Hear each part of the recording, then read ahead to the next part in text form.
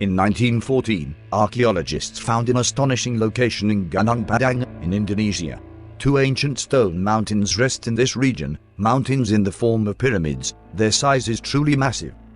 Intrigued by their shape, this 1914 team initiated a series of test digs in the small likelihood that they were man-made. The proposition of these two huge land features actually being pyramids must have been virtually unthinkable to these initial explorers. Their subsequent excavation also concluded that the site was indeed a natural formation.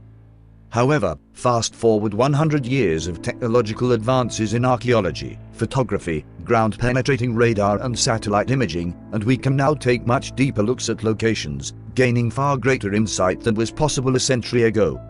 The archaeological societies are currently in a panic in regards to an expedition which is being undertaken to this very site, over 100 years after its initial discovery and disregardment.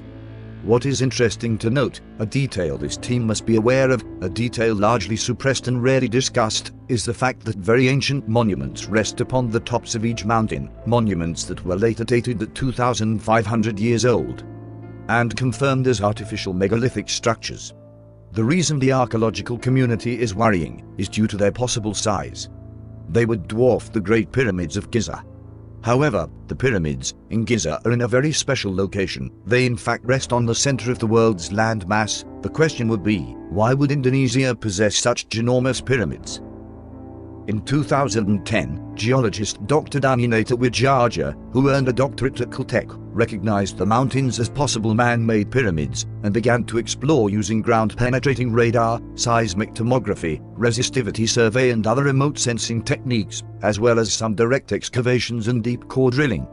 The results were immediately intriguing, producing evidence of deeply buried man-made chambers and yielding carbon dates going back as far as 26,000 years. This would make the construction prior to the last ice age.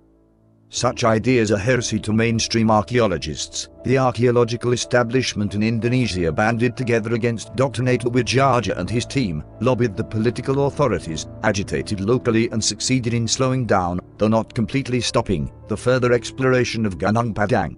However, Dr. Nata Wijaja fought back, doing some high-level lobbying of his own, taking the matter to the president of Indonesia himself.